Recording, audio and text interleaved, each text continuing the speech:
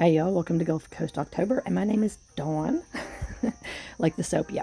I found this box at Goodwill, and I wanted to play with it. And I got this really cool screwdriver at the Dollar Tree, and it actually fit and it worked. I'm doing a first layer, and I was just trying to keep it basically the same color as the box, because I just really didn't know what I wanted to do. And that way, at least I have a foundation where there's paint. I have decorated boxes before, like my prayer box over here. But this is not a prayer box. I really wanted to go creepy with this one. And because I didn't know where I wanted to start with colors, I do this thing where I just kind of meditate and I come up with ideas. And I was looking around at the woods and the grass around me, and I was taking inspiration from those colors, and I thought, you know what a great place to start. I'm going to honor and give gratitude to this beautiful nature that's been around me for the past few months, and I'm going to honor it by adding it to this. I got this cool little thing from my friend. I think it's a pharmacy thing, and they were going to toss some of them, and so she was like, you could use these for paints. I love this green color. Oh, I love it.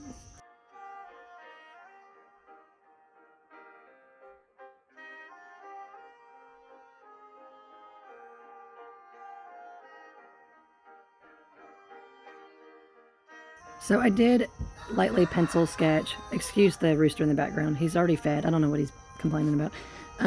But I did a light sketch, but I didn't record it because I kept having to erase and start over. But this is what I do. I just transfer information, and so I was looking at a picture, and the guy's head was round, so I did a circle. And he had a nose, so I did a nose, and he had a collar, this big clown collar, so I transfer information the best I can. If I have to make things perfect, it takes all the fun out of it.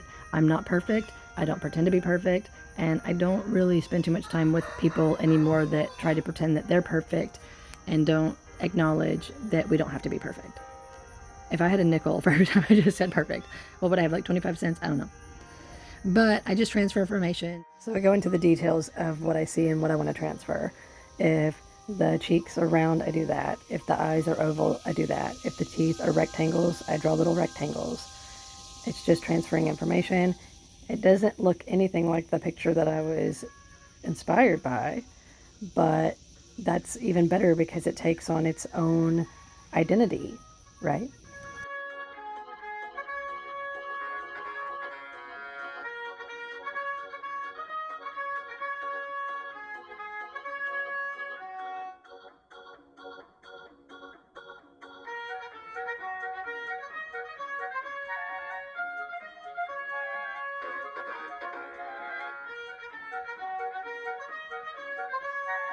I could tell there was different shades of whites and grays, so I started with white, and I'm not worried about covering everything. I don't want to cover everything because then I lose the basic idea behind it.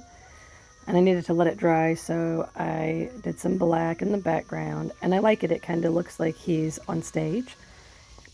And then while I was letting this dry, it was so humid, I had to go over and put it up to the fan, and that's just me being goofy.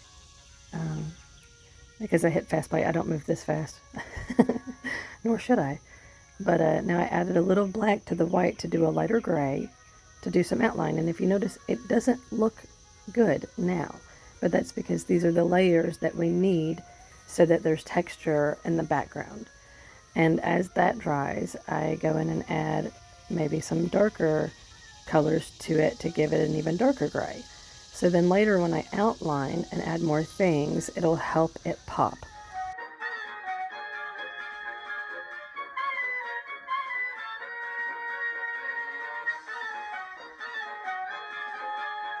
I do things in a way where it tricks the brain, right? And so I was thinking, like juggling spheres. And so I used the bottom of the paint bottle to have the perfect sphere, right? Because if the balls that he's juggling are perfectly shaped, I can make them look three-dimensional better, and it will add so much more.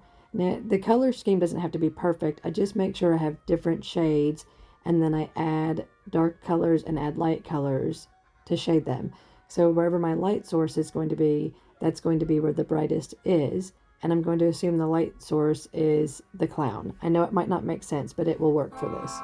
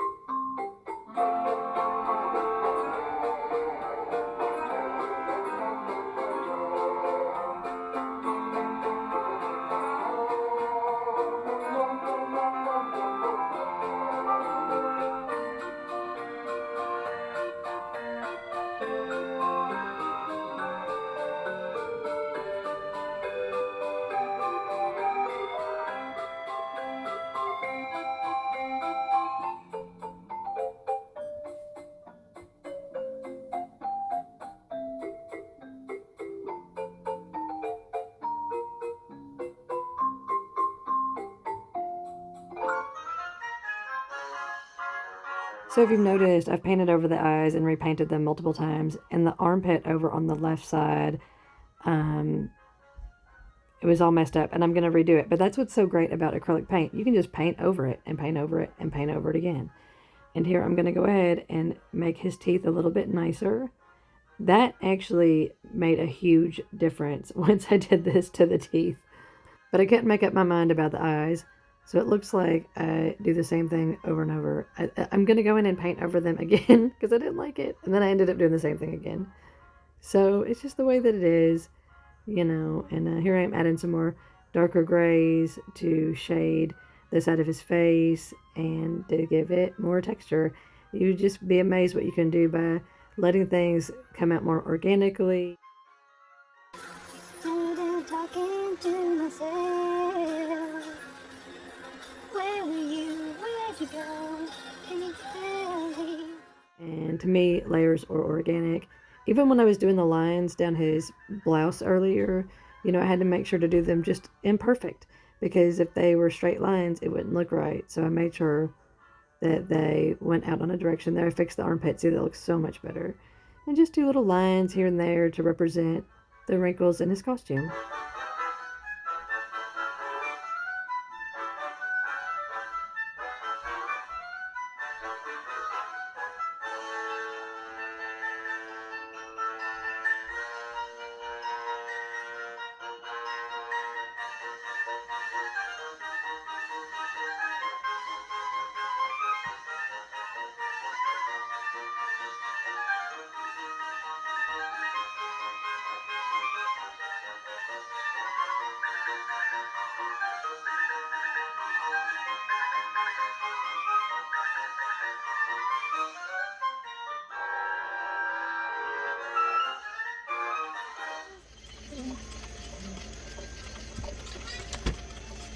You okay, kiddo?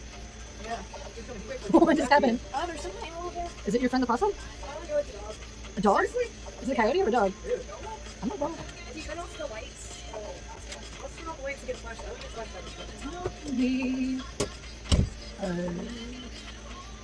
I don't want to.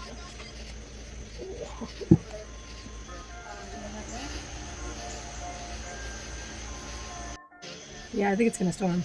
Yeah, wherever it is, it's not here anymore. At least not where I can flashlight in.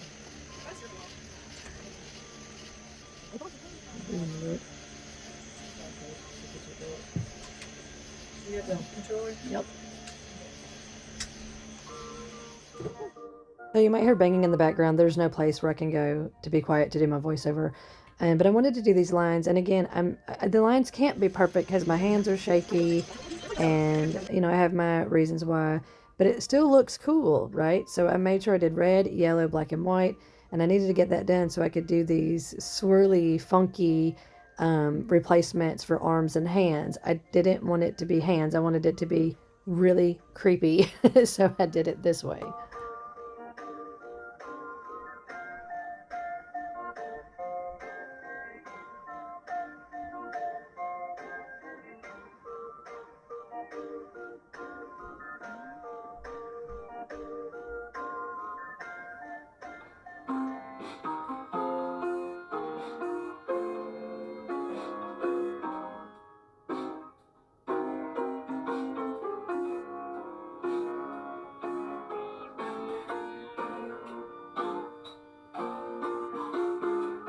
Usually I do flowers when I do my vines. I'm not going to do flowers this time because there's so much going on and I feel like it would take away from the rest of the design.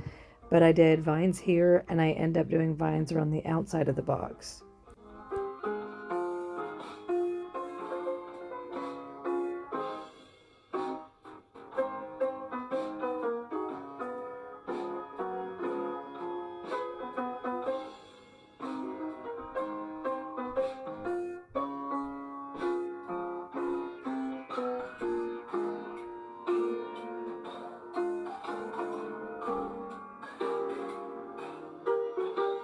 See, I'm adding more of that gray color so that it can have a continuation of pattern and texture. And that's what makes it flow, right?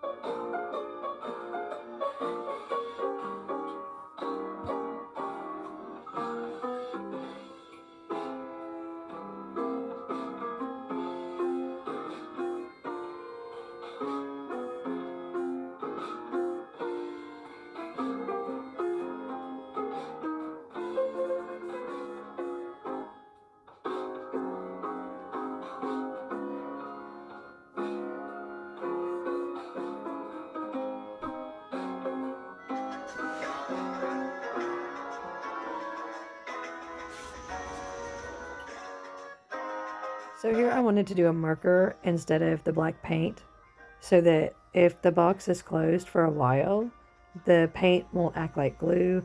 I did a black washing with just, water, paint, and a tissue paper for the bottom. So if it's really thin on the bottom again, hopefully it won't stick to anything. But basically we're done, and here she is. What do you think?